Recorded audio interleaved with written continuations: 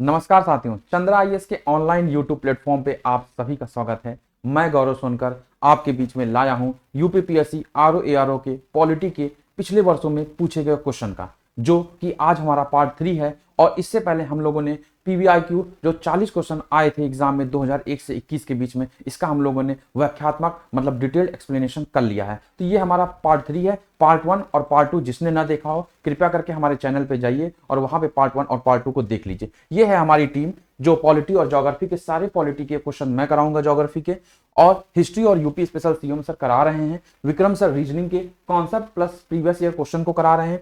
रूपा ma'am Hindi के 60 में से 60 क्वेश्चन आपको 100% सिलेक्शन जो लेके आएंगी वो रूपा मैम की क्लास होगी। और Priyanka ma'am economics plus economics से आने वाले करंट अफेयर की सारी क्लास करा रहे हैं। ये हमारा गदर बैच जो हमारे ऑनलाइन यूट्यूब प्लेटफॉर्म पे आप जाएंगे तो वहां पे एक ऐप आएगा। प्ले स्टोर पे आप जाएंगे एंड्रॉयड में, तो प्ले स्टोर पे जाएंगे तो चंद्रा आईएएस कोचिंग लखनऊ डालेंगे तो हमारा ऐप है, और ऐप पे जाके हमारे क्रैश कोर्स को आप परचेस कर सकते हैं। क्रैश कोर्स को परचेस कर सकते हैं, मात्र नॉमिनल फीस है, मैं आगे की क्लास में आपको बताऊंगा। चलिए हम स्टार्ट करते हैं आज के अपने पहले क्वेश्चन के साथ। भारतीय संविधान के संदर्भ में भारतीय संविधान के क्वेश्चन क्या कहता है पहला, भारतीय संविधान के संदर्भ में निम्नलिखित कथनों पर विचार कीजिए। Consider the following statement the content of the Indian constitution. संघ मंत्रिपरिषद लोकसभा के प्रति सामूहिक रूप से उत्तरदायी होंगे। The union council of minister will be collectively responsible to the Lok Sabha. संघ के मंत्री प्रधानमंत्री के प्रसाद पर्यंत अपने पद पर धारण करेंगे। इस चीज को आपको ध्यान देना है कि क्या ये प्राइम मिनिस्टर होते हैं, जबकि हमारा आर्टिकल 74 क्या कहता है, अनुच्छेद 74 ये कहता है कि जो भी काउंसिल ऑफ मिनिस्टर एक होगा जो एड एंड एडवाइस करेगा प्राइम मिनिस्टर को, जबकि अनुच्छेद 75 या आर्टिकल 75 ये कहता है कि काउंसिल ऑफ मिनिस्टर का अपॉइंटमेंट किया जाएगा प्राइम मिनिस्टर के कहने पे, और वो अपॉइंट कौन करेगा, प्रेसिडेंट करेगा। तो प्रेसिडेंट के प्रयास प्रसाद पर्यंत पे रहेंगे, मतलब till the pleasure of president. तो आर्टिकल नंबर 75 का 3 हो जाएगा, और उसके बाद 74 का आर्टिकल ये हो जाएगा कि there will be council of minister. ठीक है, चलते हैं हम लोग। इसका सही आंसर हो जाएगा ओनली 1 इज करेक्ट, केवल एक सही है, क्योंकि संघ के मंत्री प्रधानमंत्री के प्रयास प्रसाद पर्यंत नहीं होते, यहां पे होता है प्रेसिडेंट, मतलब राष्ट्रपति। इस चीज को आपको ध्यान देना है। चलते हैं नेक्स्ट क्वेश्चन। 1 का है ए, भारतीय संविधान के निम्नलिखित प्रावधानों में से कौन सा प्रावधान मंत्रिपरिषद की नियुक्ति की तथा पदच्युति को विवेचित करता है। Which of the following provision of the Indian constitution discuss the appointment and dismissal of the council of minister. UP UDA LDA pre 2001 में क्वेश्चन पूछा गया है और बताया गया आर्टिकल 70, 72, 74 और 75। आर्टिकल 70 में क्या है, आर्टिकल 72 में क्या है। आर्टिकल 72 में है प्रेसिडेंट का पार्डन पावर, मतलब क्षमा शक्ति है। ठीक है, 74 में क्या है कि एक मंत्रिपरिषद होना चाहिए जो प्राइम मिनिस्टर को हेल्प करे, तो काउंसिल ऑफ मिनिस्टर होना चाहिए to aid and advise prime minister. और आर्टिकल 75 में कहा गया है इसी काउंसिल ऑफ मिनिस्टर का जो अपॉइंटमेंट होगा, अपॉइंट किया जाएगा काउंसिल ऑफ मिनिस्टर, पीएम के कहने पे अपॉइंट होगा, और इसको अपॉइंट करेगा हमारा प्रेसिडेंट। इस चीज को समझ रहे हैं। तो क्या कहा है कि अपॉइंटमेंट की बात की गई है, तो अपॉइंटमेंट में article 75 is the correct answer, तो डी इसका सही आंसर होगा। तो आप समझ रहे हैं कि आर्टिकल 22 में 72 में क्षमा शक्ति की बात की गई है, 74 में बात की गई है कि एक मंत्री परिषद होगा जो हमारे प्राइम मिनिस्टर को हेल्प करेगा, उनको एडवाइस करेगा। बट जो काउंसिल ऑफ मिनिस्टर होगा उसको कौन अपॉइंट करेगा, वो कौन करेगा, जो प्राइम मिनिस्टर होंगे वो सलाह देंगे प्रेसिडेंट को, और प्रेसिडेंट प्राइम मिनिस्टर की सलाह मानते हुए उनको अपॉइंट करेंगे। इसलिए प्रेसिडेंट के प्रसाद पर्यंत पे ही काउंसिल ऑफ मिनिस्टर काम करती है। ठीक है, फिर चलते हैं हम लोग नेक्स्ट क्वेश्चन पे, क्वेश्चन नंबर 3। भारत का उपराष्ट्रपति। अब भारत का उपराष्ट्रपति आ गया है तो सबसे पहले आपको यह पता होना चाहिए कि ये कौन से भाग में आते हैं, किस आर्टिकल के मध्य में आते हैं। जब हम बात करते हैं भारत के उपराष्ट्रपति का, तो ये हमारे आर्टिकल नंबर 63 से 69 के बीच में आते हैं, और ये हमारे भाग मतलब पार्ट 5 का है। ठीक, पार्ट 5 में आर्टिकल 63 से 69 जो है वो उपराष्ट्रपति का है। तो इसमें आप देखते हैं क्या है, he is the second highest respected official of the India. बिल्कुल सही बात है, क्यों, पहले नंबर पे तो प्रेसिडेंट होता है और दूसरे नंबर पे हमारा होता है वाइस प्रेसिडेंट, तो पहला तो हमारा सही हो जाएगा। Does not have any formal work responsibility associated with the post. ठीक है, जो वाइस प्रेसिडेंट होता है, जो उपराष्ट्रपति होता है, उसका कोई काम ही नहीं होता है, उसका सिर्फ एक ही काम होता है कि वो एक्स ऑफिशियो चेयरमैन बन जाता है। किसका? राज्यसभा के चेयरमैन का। तो वो जो उपराष्ट्रपति होता है भारत का, उसके पास कोई काम नहीं है, बस उसके पास यही काम होता है कि जब वो राज्यसभा का चेयरमैन बन जाता है तो उसके हिसाब से वो काम करता है as a vice president. Vice president का कोई काम नहीं है। ठीक है, ये भी सही है। Discharge the function of president in his absence. भैया जब पहले नंबर का अधिकारी नहीं होगा तो दूसरे नंबर का अधिकारी ही तो काम करेगा। तो जब प्रेसिडेंट नहीं रहेंगे, प्रेसिडेंट साहब छुट्टी पे चले गए, बीमार हो गए, कुछ हो गया, तो उनकी जगह पे कौन काम करेगा? वाइस प्रेसिडेंट काम करेंगे और एक्ट एज अ प्रेसिडेंट की तरह काम करेंगे। ठीक है, ये भी सही हो गया। Act as a president due to resignation, removal और डेथ ऑफ द प्रेसिडेंट, ये भी बात सही है, यही तो हमने बताया। तो इसमें क्या होगा? डी आंसर सही होगा। उपरोक्त सभी सही होंगे। तो हमें याद करना है भारत का उपराष्ट्रपति जो है वो भाग 5 में बात की गई है और भारत के संविधान के अनुच्छेद 63 से 69 के बीच में बात की गई है। और कमेंट बॉक्स में आप लोग बताइएगा कि भारत के राष्ट्रपति के अनुच्छेद कौन से अनुच्छेद से कौन से अनुच्छेद के बीच में बात किया गया है। चलते हैं हम लोग नेक्स्ट क्वेश्चन पे। निम्नलिखित कथनों पर विचार कीजिए, इन कथनों में से कौन सा सही है? मतलब ठीक है, इसमें पूछा है सही, और सही और गलत पे हमेशा ध्यान देना बच्चों, क्योंकि जो एग्जाम में क्वेश्चन हम लोग करते हैं तो कभी कभी जल्दी जल्दी में नहीं और सही है इस पे ध्यान नहीं देते हैं और हम लोग को क्वेश्चन का आंसर पता होता है तब भी गलत हो जाता है। तो हमेशा ब्रैकेट में बना लीजिएगा, राष्ट्रपति की तरह उपराष्ट्रपति का भी चुनाव भी अप्रत्यक्ष होता है। Like the president, the election of vice president is also indirect. राज्यों के विधायकों के सदस्य दोनों के चुनाव में महत्वपूर्ण भूमिका निभाते हैं। Members of the state legislature plays an important role in the election of both. अब यह बात किया गया है कि उपराष्ट्रपति का चुनाव कैसा होता है। सबसे पहले हमें पता होना चाहिए उपराष्ट्रपति का जो चुनाव है वो हमारे अनुच्छेद आर्टिकल 66 में बात की गई है और उसमें कहा गया है कि आर्टिकल 66 में कि जो भी वाइस प्रेसिडेंट का चुनाव होगा वो इनडायरेक्ट होगा। क्योंकि क्या आप वाइस प्रेसिडेंट या प्रेसिडेंट को डायरेक्टली चुनते हैं? कभी आपने प्रेसिडेंट या राष्ट्रपति के चुनाव में भाग लिया है कि आप गए हो, राष्ट्रपति साहब का चुनाव हो रहा है, हम जाकर उनको वोट करके आते हैं? ऐसा तो कभी हुआ नहीं। तो वो इनडायरेक्ट हो गया। क्यों? जनता डायरेक्ट नहीं चुनती, जनता के चुने गए नुमाइंदे जो राज्यसभा या लोकसभा में इलेक्टेड मेंबर्स हैं वो उनको चुनते हैं। तो इस चीज को हमें ध्यान देना है। तो पहला तुम्हारा सही हो गया कि इनडायरेक्ट होता है, अप्रत्यक्ष होता है। फिर उसके बाद बात किया गया मेंबर ऑफ स्टेट लेजिस्लेचर। भैया इनका स्टेट लेजिस्लेचर से क्या ही काम है? ये तो राज्यसभा में बैठते हैं, तो राज्यसभा में बैठते हैं तो एक्स पोस्ट ऑफिसियो चेयरमैन हो जाते हैं। तो लोकसभा और राज्यसभा के मेंबर्स मिलके ही राष्ट्रपति उपराष्ट्रपति का चुनाव करते हैं। तो यहाँ पे स्टेट लेजिस्लेचर हो गया, तो ये गलत हो गया। इस वजह से हम इसमें पूछा है सही कौन है, सही स्टेटमेंट पूछा है तो ओनली वन इज करेक्ट, केवल एक सही है। तो चौथे का हो जाएगा ए। हम चलते हैं अपने नेक्स्ट क्वेश्चन पे। नीचे दो वक्तव्य दिए हैं, एक को कथन कहा गया है जबकि दूसरे को कारण कहा गया। ये एसर्शन और रीजनिंग के क्वेश्चन है। एसर्शन और रीजनिंग के क्वेश्चन में आपको पता होना चाहिए, वाई लगा के कर लेंगे तो ये क्वेश्चन 100% आराम से हो जाएगा। पहला वक्तव्य पढ़ते हैं, एसर्शन क्या कहता है या स्टेटमेंट क्या कहता है। कोई व्यक्ति उपराष्ट्रपति निर्वाचित होने का पात्र तभी होगा जब वह राज्यसभा का सदस्य होने के लिए अहित होगा। A person will be eligible to elected vice president only if he is qualified to be a member of राज्य सभा। अभी इससे पहले मैंने आपको बताया है कि कोई भी जो वाइस प्रेसिडेंट बनेगा वो डायरेक्टली एक्स ऑफिसियो चेयरमैन बन जाएगा। किसका? राज्यसभा का बन जाएगा। जब राज्यसभा का चेयरमैन बनेगा तो जब अगर राज्यसभा के मेंबर के लिए क्वालिफिकेशन ही नहीं उसकी होगी तो वाइस प्रेसिडेंट के लिए कैसी हो जाएगी? तो दोनों कंट्रोवर्सी आपस में कर देते हैं। इस वजह से जो भी मेंबर राज्यसभा के लिए एलिजिबल होगा वही ही वाइस प्रेसिडेंट या उपराष्ट्रपति का दावेदार होगा। फिर हम बात करेंगे नेक्स्ट रीजनिंग क्या कहता है। The vice president is the ex officio chairman of the Rajya Sabha. ठीक है, उपराष्ट्रपति राज्यसभा का पदेन सभापति होगा। यही तो मैंने अभी आप लोगों को समझाया है इतनी देर से कि आर्टिकल 66 में उपराष्ट्रपति के चुनाव की बात की गई है। जो मेंबर उपराष्ट्रपति का चुनाव लड़ेगा वो राज्यसभा के मेंबर के लिए क्वालिफाई करना चाहिए। फिर चलते हैं हम लोग नेक्स्ट क्वेश्चन पे। तो इसका सही आंसर है both A and R true, R is the valid explanation of A. ठीक है, इसका correct answer will be A. Next question पे चलते हैं।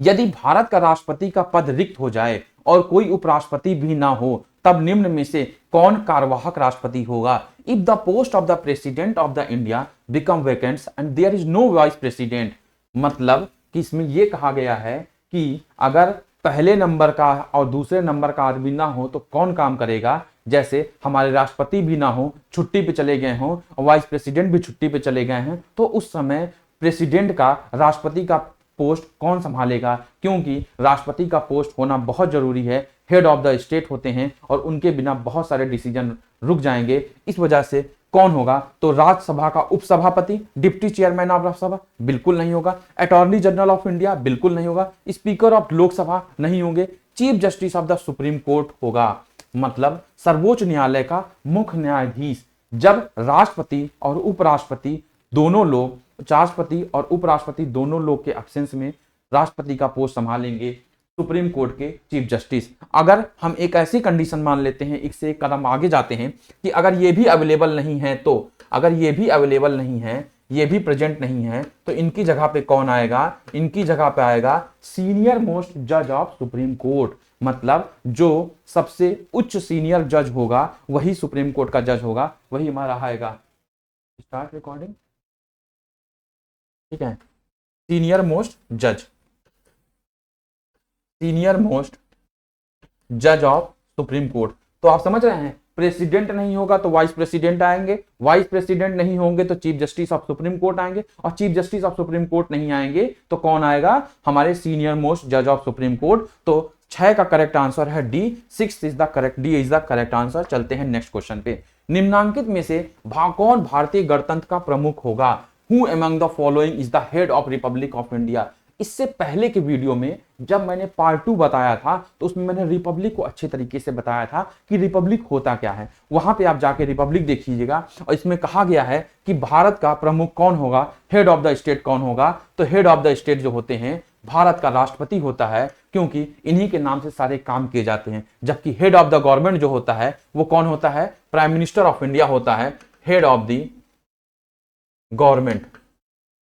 हेड ऑफ द गवर्नमेंट कौन होता है? हमारा प्राइम मिनिस्टर ऑफ इंडिया होता है। और कैबिनेट या मंत्रिमंडल आर्टिकल 74 में मैंने बात कर ली है, राजनीतिक प्रमुख और मंत्रिपरिषद सहित ये बिल्कुल नहीं होगा। तो 7 का हो जाएगा ए। भारत का राष्ट्रपति जो होता है वो हेड ऑफ द स्टेट होता है, nominal head of the state होता है। जबकि real head of the government कौन होता है? Real head of the government होते हैं हमारे प्रधानमंत्री, जिनके थ्रू सारे डिसीजन आते हैं। ठीक है, चलते हैं हम लोग नेक्स्ट क्वेश्चन पे। भारत के किस राष्ट्रपति को मिसाइल मैन की संज्ञा दी जाती है? यह 2007 में क्वेश्चन पूछा गया था। Which president of India is called missile man? Options are doctor S Radhakrishna, doctor APJ Abdul Kalam, doctor Shankar Dayal Sharma और नन ऑफ द अबव। अगर मैं इसका उत्तर आप लोगों को बता दूं डॉक्टर एपीजे अब्दुल कलाम हैं, तो आप लोग को इससे पहले इसका उत्तर पता होना चाहिए, क्योंकि बच्चे बच्चे के मन में डॉक्टर एपीजे अब्दुल कलाम का जो उनका शालीनता थी वो सबके मन में बसी हुई है। 2 बार प्रेसिडेंट होने के, 1 बार प्रेसिडेंट होने के बाद भी क्या कहते हैं, डॉक्टर और मिसाइल मैन ऑफ इंडिया उन्हें कहा जाता है। और 2002 से लगभग 2007 के बीच में वो प्रेसिडेंट ऑफ इंडिया रहे और इतने शालीनता से उन्होंने अपना जीवन व्यतीत किया, इस वजह से उनको मिसाइल मैन ऑफ इंडिया कहा जाता है। और जितना भी भारत का स्पेस में चीजें हैं, मिसाइल्स वगैरह में जो चीजें हैं भारत की, वो किसकी वजह से हैं? डॉक्टर एपीजे अब्दुल कलाम की वजह से हैं। ठीक है, तो इसका करेक्ट आंसर जो हो जाएगा 8 का बी हो जाएगा, डॉक्टर एपीजे अब्दुल कलाम। ठीक है, चलते हैं हम लोग नेक्स्ट क्वेश्चन। भारतीय संविधान के 70वें संशोधन द्वारा भारत के राष्ट्रपति के चुनाव में जिन 2 केंद्र शासित प्रदेशों को भाग लेने का अधिकार दिया गया है वे हैं the 2 union territory which have given the right to participate election of the president of India 17th amendment act. देख रहे हैं, 70वां संविधान संशोधन पूछा है। पहले तो हमें जानना पड़ेगा 70वां संविधान संशोधन क्या है। 70वें संविधान संशोधन से दिल्ली और पुडुचेरी को राष्ट्रपति के चुनाव में पार्टिसिपेट करने का अधिकार दिया गया।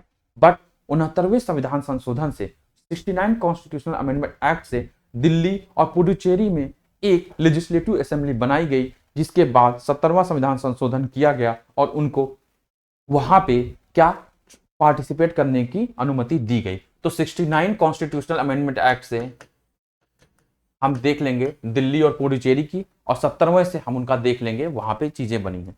चलते हैं हम लोग नेक्स्ट क्वेश्चन। करेक्ट आंसर क्या होगा? Delhi and Puducherry, B is the correct answer. Delhi तथा पुडुचेरी, 9 का बी होगा। चलते हैं हम लोग नेक्स्ट क्वेश्चन में। राष्ट्रपति के निर्वाचन मंडल के सदस्य होते हैं the member of the president's electoral college, संसद के दोनों सदनों के निर्वाचित सदस्य, राज्य विधानमंडल के दोनों सदनों के निर्वाचित सदस्य, सभी राज्यों के विधानसभाओं के निर्वाचित सदस्य, दिल्ली और पौंडीचेरी विधानसभाओं के निर्वाचित सदस्य। Elected members of the legislative assembly of Delhi and Pondicherry, ये 70वें संविधान संशोधन से था, अभी मैंने इससे पहले आपको कराया। थर्ड है elected member of the legislative assembly of all the state, legislative assembly मतलब विधानसभा का मेंबर होगा, बिल्कुल सही है, तो 3 भी हमारा सही होगा। Elected members of both the house of the state legislature, यहां दिया है स्टेट लेजिस्लेचर के बोथ द हाउस, ये गलत है क्योंकि लेजिस्लेटिव काउंसिल के लोग यहाँ पे पार्टिसिपेट नहीं करते हैं इलेक्शन के, वाइस प्रेसिडेंट के इलेक्शन में। Elected members of both the house of the president, यहाँ elected member of both the house of the president करते हैं, elected members of both the house of the parliament.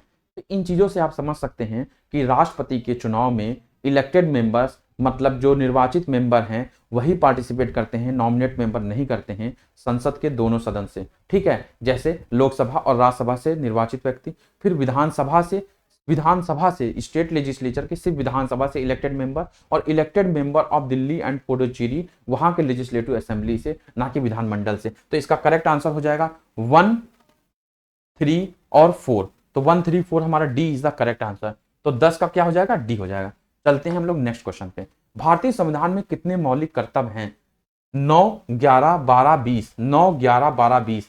तो fundamental duties जो हैं वो 11 मौलिक कर्तव्य हैं। फंडामेंटल ड्यूटीज का जो कॉन्सेप्ट है वो 42वें संविधान संशोधन 42 कॉन्स्टिट्यूशनल अमेंडमेंट एक्ट 1976 को लिया गया था। कहां से लिया गया है? रसिया से लिया गया है। इसको बनाने के लिए एक कमेटी का फॉर्मेशन हुआ था, सरदार स्वर्ण सिंह कमेटी, और इसको इंप्लीमेंट कराया गया था वर्मा कमेटी के द्वारा। वर्मा कमेटी ने इसको इंप्लीमेंट किया था। देख रहे हैं 42 संविधान संशोधन 1976 के तहत इसको भारत में शामिल किया गया था। जो रसिया था, रसिया के संविधान से इसको लिया गया था और सरदार स्वर्ण सिंह कमेटी बनाई गई थी जिन्होंने शुरू में 10 मौलिक कर्तव्य बताए थे। उसके बाद वर्मा कमेटी को इस मौलिक कर्तव्य को इंप्लीमेंट कराने के लिए बनाया जाता है और शुरू में ये 10 मौलिक कर्तव्य थे, स्टार्ट में 10 फंडामेंटल ड्यूटी थे, बट अभी रिसेंट में 86 संविधान संशोधन 86 कॉन्स्टिट्यूशनल अमेंडमेंट एक्ट 2002 के तहत एक 11वां fundamental duties right to education जोड़ दिया गया है। तो इस समय हमारे पास टोटल 11 फंडामेंटल ड्यूटीज हैं। तो ये रही हमारी फंडामेंटल ड्यूटीज या मूल कर्तव्य के बारे में। इतने पॉइंट्स अगर आप लोग याद करते हैं तो फंडामेंटल ड्यूटीज से आने वाले क्वेश्चन की गलत होने की संभावना ना के बराबर होगी। चलते हैं नेक्स्ट क्वेश्चन पे, और ये है हमारा यूपी आरओ 2014 में पूछा गया है। और एक चीज आपको याद ध्यान रखना है कि ये काम कंप्लीट होता है पार्ट 4A में, पार्ट 4A और आर्टिकल 51A में आता है, ठीक है। फंडामेंटल ड्यूटीज मूल कर्तव्य जो है 4A में आता है, 51A में आता है। 42वें संविधान संशोधन 1976 के तहत रसिया से लिया गया था। सरदार स्वर्ण सिंह कमेटी बनती है, वर्मा कमेटी बनती है इंप्लीमेंट करने के लिए। शुरू में 10 थे, फिर बाद में 86 से 11 फंडामेंटल ड्यूटीज ऐड कर दिए जाते हैं। फिर चलते हैं हम लोग नेक्स्ट क्वेश्चन पे। सर नेक्स्ट क्वेश्चन लगाइए please.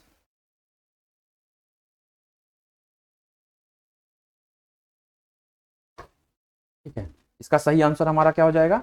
B is the correct answer. चलते हैं हम लोग 12वें नंबर पे।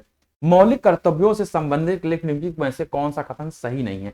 निम्नलिखित में से कौन सा कथन सही नहीं है? Which of the following statement regarding fundamental duties is not correct? ठीक, फंडामेंटल ड्यूटीज मौलिक कर्तव्य के बारे में अभी सारी जानकारी हमने ले ली।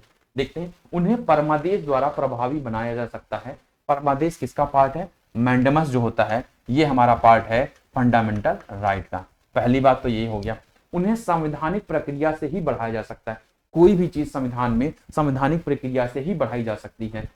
अस्पष्ट विधियों के व्याख्या के लिए उनका उपयोग किया जा सकता है। They can be used to explain obscure method, बिल्कुल सही बात है। किसी विशेष कर्तव्य का पालन करना संवैधानिक कानून के क्षेत्र में आता है जिसे न्यायालय निश्चित करता है। To perform a specific duty comes in the area of constitutional law which is decided by the court। तो पहला ही हमारा मैंडेमस हो गया। तो ये ऊट पटांग क्वेश्चन है जो आयोग ने पूछा था। इसका करेक्ट आंसर विल बी ए। ये फंडामेंटल राइट है। 5 तरीके के रिट इशू की जाती है, habeas corpus, mandamus, prohibition, certiorari and quo warranto. तो उसमें मेंडमस है, ये हमारा फंडामेंटल राइट्स का पार्ट है, तो यही गलत हो जाता है। तो ठीक है, ये 2000 में क्वेश्चन पूछा गया था। नेक्स्ट क्वेश्चन चलते हैं। निम्नलिखित में से कौन सा एक संवैधानिक संशोधन मौलिक कर्तव्य से संबंधित है? अभी अभी तो मैंने बताया है, 42वें संविधान संशोधन 1976 के तहत हमारे पे मूल कर्तव्य जोड़ा गया है 51A 4A पार्ट में। इसका सरल आंसर है, तो इसका 42वां संविधान संशोधन 1976 हो जाएगा। इससे पहले वाले क्वेश्चन में मैं सारा डिटेल एक्सप्लेनेशन इसका दिया हूं। चलता हूं नेक्स्ट क्वेश्चन। निम्नलिखित में से कौन सा एक राज्य के नीति निर्देशक सिद्धांत संविधान में बाद में जोड़ा गया है? ठीक है, अब फंडामेंटल ड्यूटीज के बाद हमारा नीति निर्देशक तत्व के क्वेश्चन आ रहे हैं। नीति निर्देशक तत्व directive principle of the state policy, इसकी बात हमारी की जाती है पार्ट 4 में, और आर्टिकल 36 से 51 के बीच में बात की जाती है, और इसको 3 भागों में बांट दिया जाता है। एक होता है लिबरल, एक होता है गांधी, और फिर तीसरा होता है सोशलिस्ट। इसमें बात किया गया कौन सा नहीं है। ऑर्गेनाइजेशन ऑफ ग्राम पंचायत, ये हमारा किस आर्टिकल में? फ्री लीगल एड जो है वो हमारा 39A में है। जबकि हम बात करते हैं पंचायत का, तो ये आर्टिकल 40 में है। यूनिफॉर्म सिविल कोड जो है वो हमारा 44 में है। तो हमारा क्या है? 39A मतलब संविधान में संशोधन करके लगाया गया है। तो फ्री लीगल एडवाइस जो है, मुफ्त कानूनी सलाह का जो बात की गई है नीति निर्देशक तत्व में, वो हमारा है 39A। तो 14 का सही आंसर हो जाएगा C। चलते हैं नेक्स्ट क्वेश्चन पे। निम्नलिखित में से कौन सा एक राज्य का नीति निर्देशक तत्व नहीं है? इसमें बताया है कौन सा तत्व नहीं है। प्रोहिबिशन ऑफ एल्कोहल, ये भी है। काउ प्रोटेक्शन अभी देखा, ये भी है। इन्वायरमेंट प्रोटेक्शन, ये भी है। Free education to children up to age of 14 year, free education to children up to age of 14 year, ये हमारा मूल अधिकार का भाग है, जो आर्टिकल नंबर 21A में है।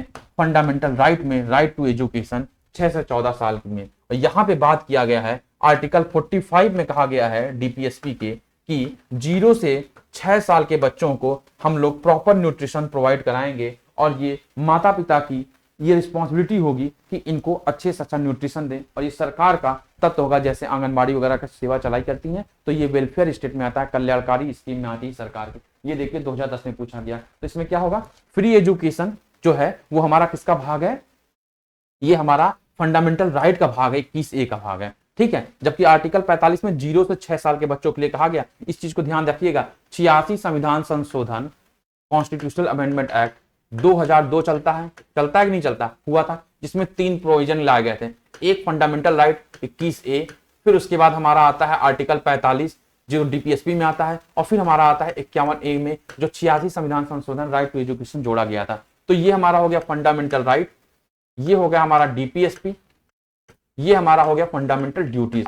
तीनों जगह पे एजुकेशन की बात की गई है। इससे आप अंदाजा लगा सकते हैं कि भारत में पढ़ाई को लेके सरकार कितनी सजग है, संविधान कितना हमारा सजग है। इसीलिए राइट टू एजुकेशन हम सबका अधिकार है, और ये हम सबको मिलना चाहिए। कोई बच्चा गरीब हो चाहे अमीर हो। देख सकते हैं 86 संविधान संशोधन 2002 के तहत फंडामेंटल राइट मूल अधिकार का भी पार्ट है, राज्य का नीति निर्देशक तत्व है, और ये हमारा कर्तव्य भी है। सरकार का भी पार्ट है, घर का भी पार्ट है, और कर्तव्य भी है माँ बाप का कि एक अच्छे बच्चे को अच्छी से अच्छी एजुकेशन प्रोवाइड की जाए। तो इसका आंसर होगा डी।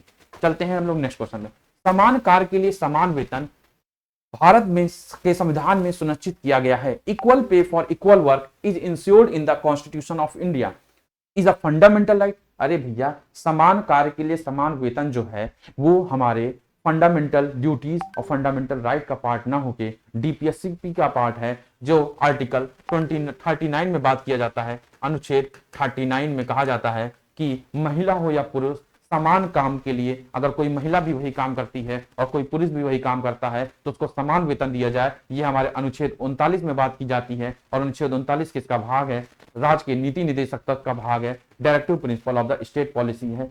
डीपीएसपी जो है वो जस्टिफाइएबल नहीं है। सरकार के पास पैसा होगा, सरकार चाहेगी तभी करेगी। आप इसको जबरदस्ती नहीं कर सकते, आप इसके लिए न्याय नहीं जा सकते, न्यायालय नहीं जा सकते, कोर्ट नहीं जा सकते। जबकि फंडामेंटल राइट में अगर आप कुछ भी गलती होती है तो आप न्यायालय सीधा अप्रोच कर सकते हैं। और किसके तहत जाएंगे? आर्टिकल 32 के तहत जाएंगे, जिसको डॉक्टर भीमराव अम्बेडकर ने राइट टू कॉन्स्टिट्यूशनल रेमेडी, इसको heart and soul of the Indian constitution कहा था। चलते हैं हम लोग नेक्स्ट क्वेश्चन पे। तो इसका करेक्ट आंसर है बी। निम्नलिखित में से कौन सा एक राज्य के नीति निर्देशक सिद्धांतों का उद्देश्य नहीं है? Which of the following is not the objective of directive principle of state policy to establish a welfare state. कल्याणकारी राज, भैया directive principle of state policy, सबसे बड़ी बात है कल्याणकारी राज, जो नेहरू जी और गांधी जी के प्रिंसिपल पे काम करता है। सामाजिक आर्थिक न्याय को सुनिश्चित करना, इकोनॉमिक जस्टिस देना, ये तो 100% है। एक धार्मिक राज्य की स्थापना करना, ये तो गलत हो गया भैया। ये बताइए, धार्मिक राज्य की स्थापना करना ये कहीं से आपको सही लग रहा है? हमारा भारत धर्मनिरपेक्ष है, धर्मनिरपेक्ष राज्य है, और यहाँ पे ऐसा आपको लगता है? बात करेंगे हमारा हिंदू राष्ट्र, हम सारे धर्मों को बढ़ावा देते हैं, हमारे देश का कोई धर्म नहीं, पंथ नहीं,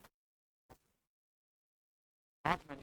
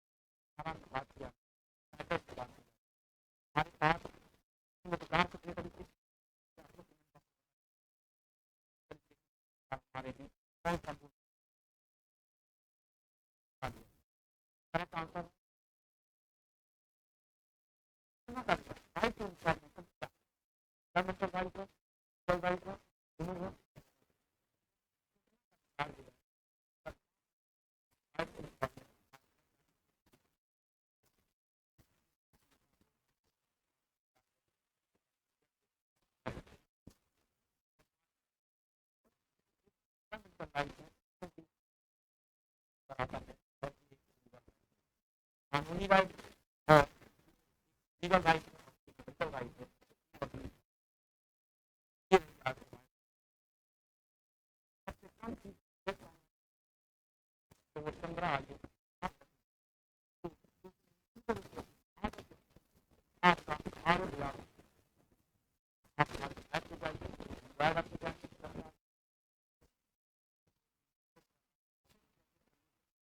दो तीन घरों के ऊपर पड़ेंगे, तो लगाइए और देखिए 15 आइए, क्या आरो ए आरो ले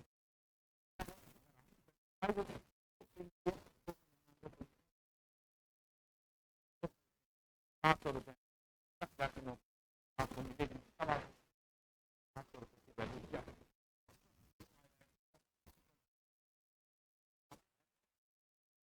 आपको लोग जल्दी मिलेंगे, नेक्स्ट आपको पासपोर्ट लेके आते हैं, जल्दी से जल्दी पासपोर्ट को खत्म कर दूँ और सारे का कंपाइलेशन करा दूँ, सारे का कंपाइलेशन करा के मैं अपने चैनल पर डालूंगा, फिर मैं लेके आऊँगा ज्योग्राफी, ज्योग्राफी के बाद इन्वायरमेंट। आपका वादा मैं करता हूँ कि एग्जाम से पहले पहले सारे पीवाईक्यू क्वेश्चन कराएंगे और मैराथन क्लास लेके आएंगे। मैं आपसे अलविदा लेता हूँ, मिलता हूँ नेक्स्ट क्लास में। Thank you very much.